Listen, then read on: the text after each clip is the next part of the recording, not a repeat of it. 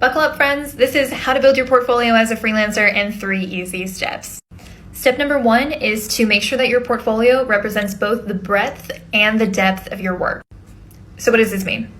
Basically, as a freelancer, I offer 2 chunks of services. I offer memoir ghostwriting, where I'm going to come in, I'm going to write your business book, your memoir. I'm going to do it start to finish. I also, within that, offer editing services and other things like that.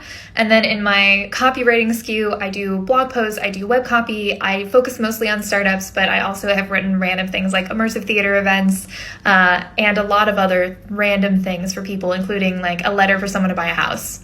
My portfolio needs to show that I do all of these things. So if somebody comes out of the woodwork and is like, so do you do this thing? I can be like, yeah, check out this article that I wrote that is exactly what you're looking for.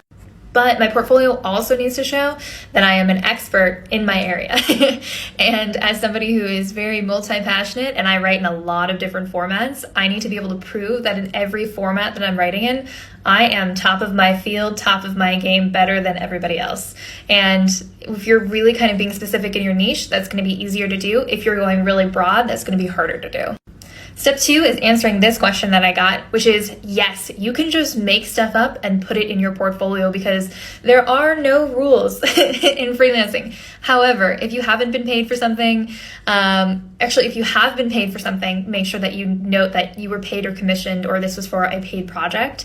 If you put something in there that you didn't get paid for, you probably should mention this is a sample or something like that, just for ethical purposes, to make sure that people know the difference between the projects that you were paid to do and the projects that you just did as a sample of your work.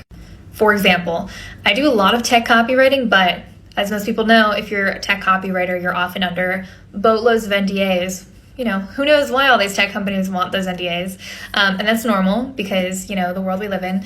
But I don't have anything to like really show for a lot of the more sensitive documents that I do, like the pitch decks and the things that have a lot of company specific information. So I'm actually making a fake startup called Trader Jen, which is an ethical Instacart where all of the drivers get a profit share and the delivery service delivers from places like Trader Joe's that aren't available on Instacart.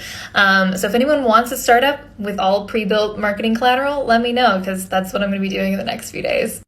And step 3, always keep adding to your portfolio and kitchen sink it.